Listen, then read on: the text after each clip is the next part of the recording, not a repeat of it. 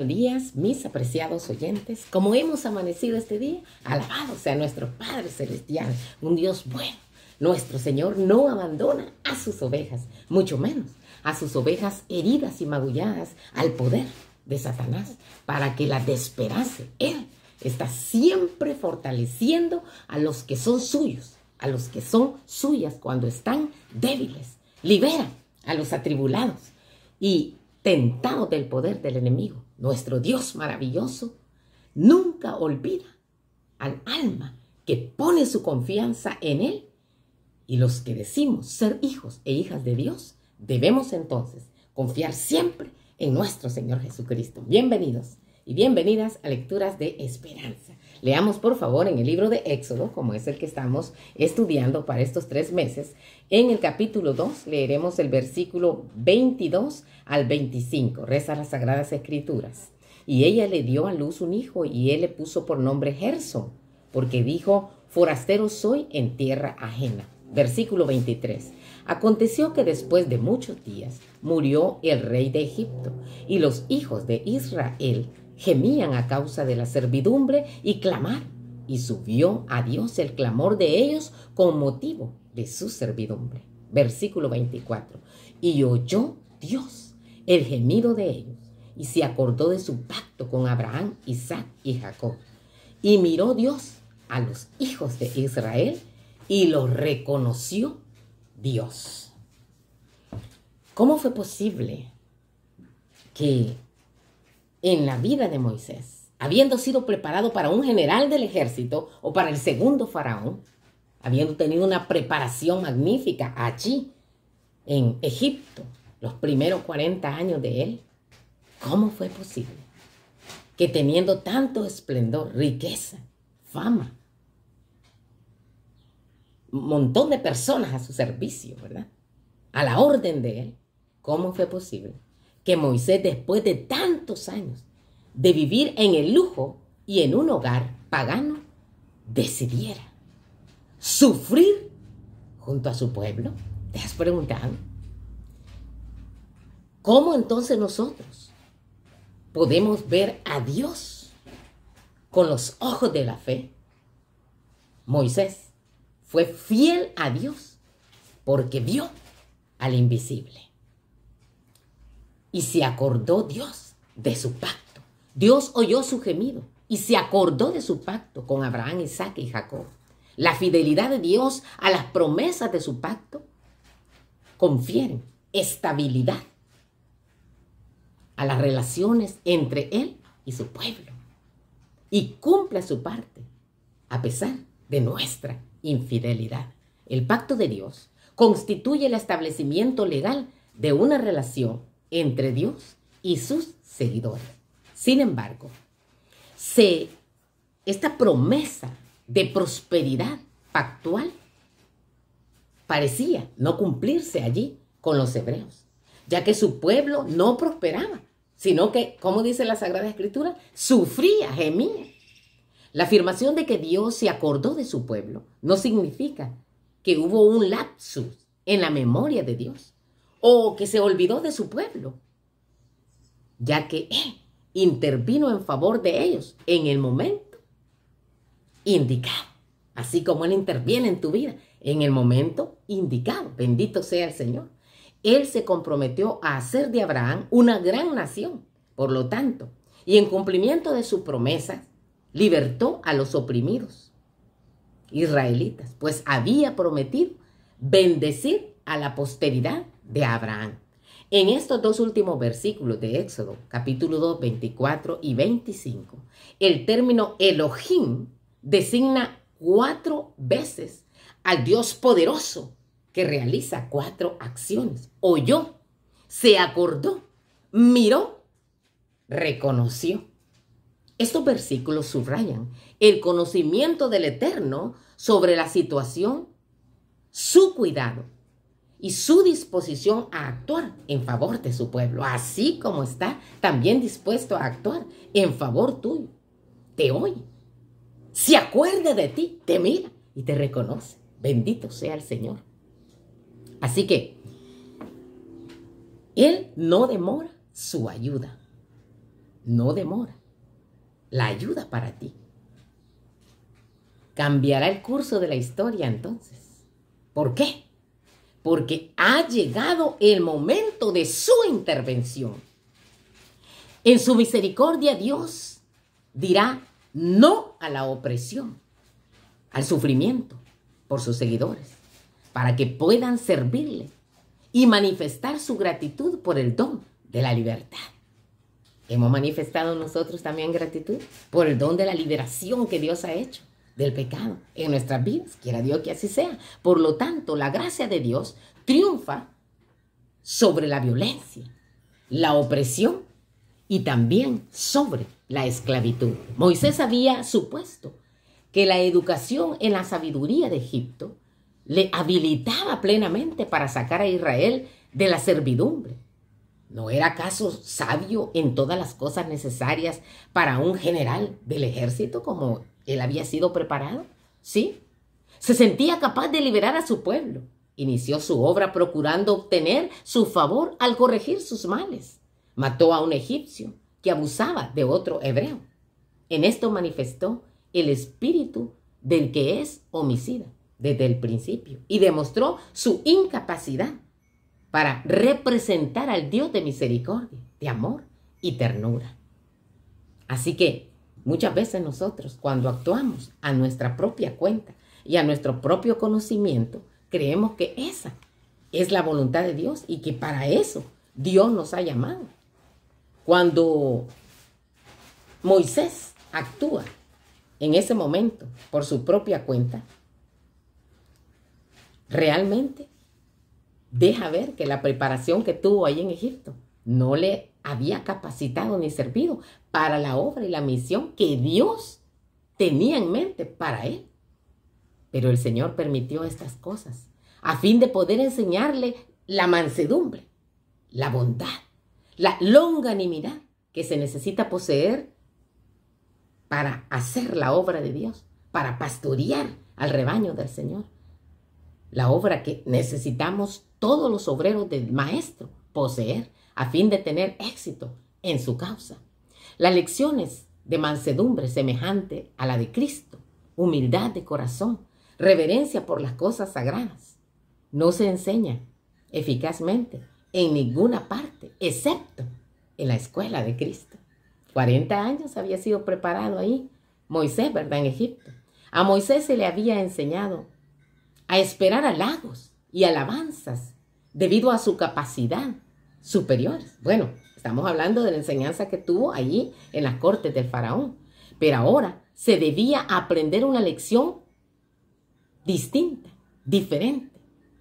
Como pastor de ovejas, se le enseñó a cuidar de los afligidos, de los enfermos, a buscar pacientemente a los descarriados, a soportar durante mucho tiempo a los rebeldes, a suplir con amorosa solicitud las necesidades de los corderos tiernos y de los ancianos y débiles. A medida que se desarrollaban estas fases de su carácter, se acercaba más a su pastor divino. Fíjate bien, mantuvo comunión con el Padre a través de la oración humilde. Buscó en el Altísimo la educación de los asuntos espirituales, un conocimiento de su deber como pastor fiel. Su vida llegó entonces a estar tan estrechamente unida al cielo que hablaba, dice la palabra de Dios, con él, Dios, cara a cara. ¡Wow! La impetuosidad de Moisés al matar al egipcio fue impulsada por un espíritu presuntuoso, porque la fe se muestra en el poder y la sabiduría de Dios y no en los caminos de nosotros los hombres, ¿verdad? Los seres humanos. Por la fe Moisés fue capaz de atravesar dificultades y superar obstáculos que parecían casi insuperables.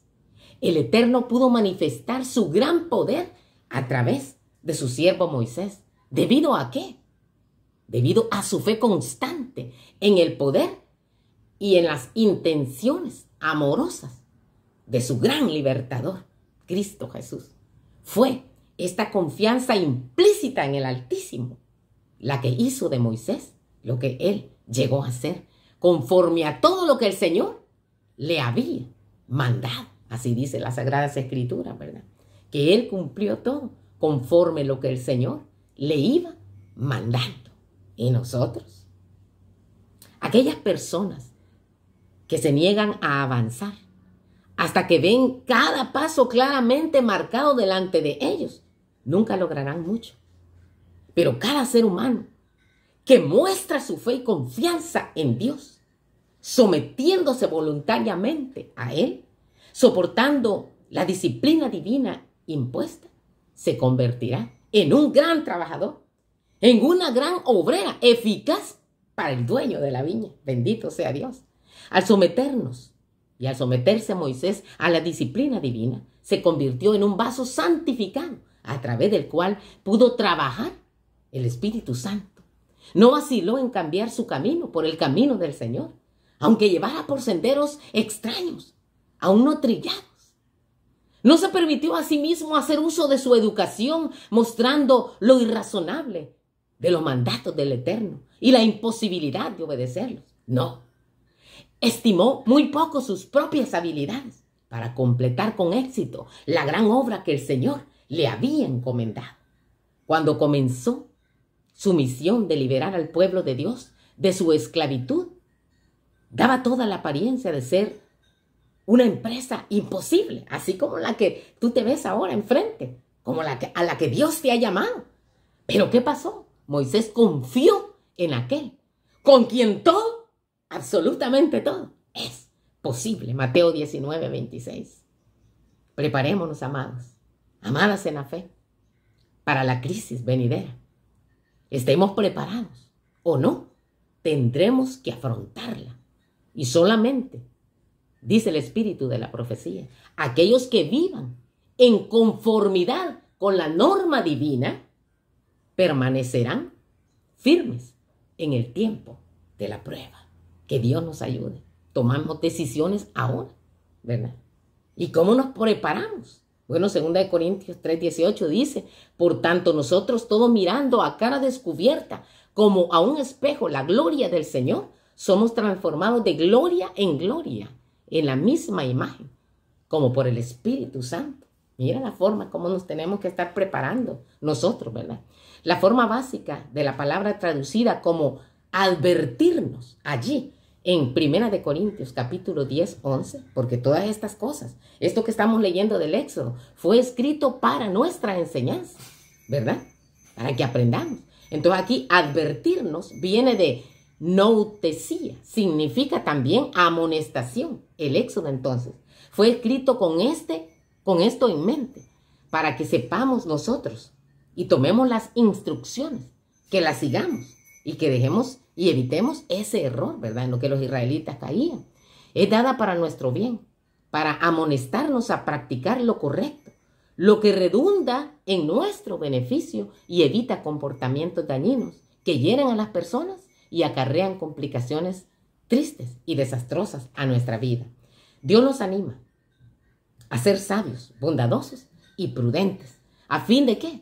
A fin de transitar la senda estrecha que conduce a la felicidad y al éxito verdadero. Necesitamos seguir a Cristo y dejar que Él transforme nuestra vida, ¿verdad? Como dice allá en Romanos 12:1-2, que nosotros somos transformados de gloria en gloria cuando nosotros nos ponemos delante del Señor, ¿verdad?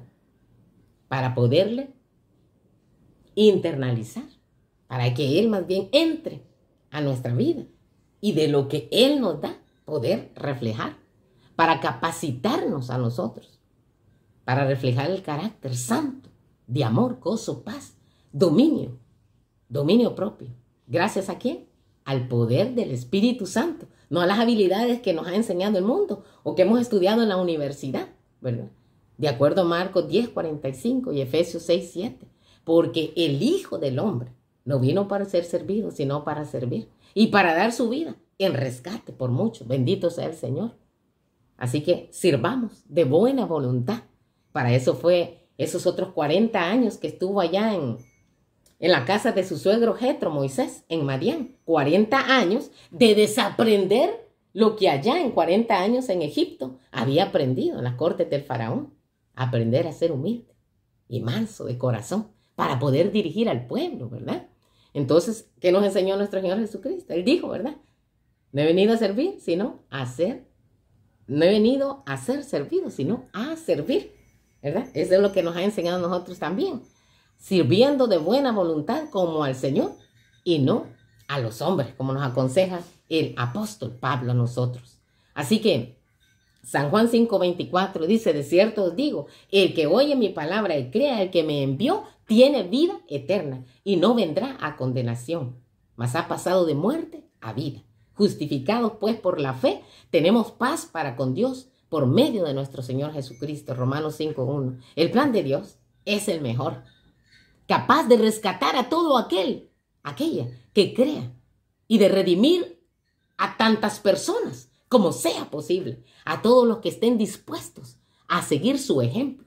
Como dice Romanos 1:16, no me avergüenzo del evangelio. Te hago un llamado a ti, ¿verdad? Abre tu corazón a Cristo. No nos avergoncemos de Él, porque Él es poder, el evangelio. Así que nosotros podemos ver aquí en Éxodo el evangelio pleno de salvación. Su plan de redención es impresionante. Dios inicia la búsqueda tuya, la búsqueda del ser humano, interviene en favor de los oprimidos para que puedan vivir, prosperar y disfrutar un futuro brillante en Él. Eso es lo que Dios quiere para ti. El libro de Éxodo apunta a la experiencia final de la salvación. Lo que ocurrió en el Éxodo, allá atrás, señala hacia el gran Éxodo, cuando Dios salvará a los creyentes de todo mal y estarán a salvo por toda la eternidad. En su misión de rescate, Cristo ya descendió una vez de su trono celestial. Decidió no utilizar ningún atributo de su divinidad para no tener ninguna ventaja para sí mismo. Se convirtió en un frágil ser humano y vivió como siervo de todos nosotros. Cristo tomó sobre sí nuestras faltas, tus faltas, y murió por nosotros, rescatándonos del mal y del pecado y asegurando así nuestra salvación. Bendito sea el Señor. No ordenó a otro que hiciera las cosas por nosotros, sino que se humilló hasta la muerte y muerte de cruz para salvarte, para salvarnos completamente, que podamos tener vida eterna, como dice San Juan 3:16, Hebreos 7:25. Cristo Jesús volverá pronto a esta tierra como Rey de Reyes y Señor de Señores. ¿Para qué? Para dar a su pueblo la victoria final sobre el mal y conceder a sus elegidos la vida eterna. La historia de Jesús nos enseña que nada impedirá a Dios liberarnos de la esclavitud del pecado. Él quiere ayudarte. ¿Cuál será tu decisión? Él está a tu favor, a nuestro favor. Nunca está en contra de ti. Como afirma el apóstol Pablo en Romanos 8:35 al 39, nada ni nadie en este mundo ni en el universo entero puede separarnos del amor de Dios que es en Cristo Jesús, Señor nuestro. Dios tiene un plan, está en el control y rescatará a su pueblo. Él establecerá su reino eterno, uno, en el que no habrá ni sufrimiento, ni dolor, ni violencia, ni engaño, ni enfermedad, ni muerte. Después recibirá, dice, el reino los santos del Altísimo, poseerán el reino hasta el siglo, eternamente y para siempre. Te invito entonces a que en esta lectura del Éxodo podamos vernos nosotros reflejados y la victoria final del pueblo de Dios en este planeta Tierra cuando Jesús venga a traer a los suyos y llevarlos a morar por una eternidad al cielo. Tú estás invitado. ¿Qué decidirás? Quiera Dios que decidas por la vida, por Él. Si Dios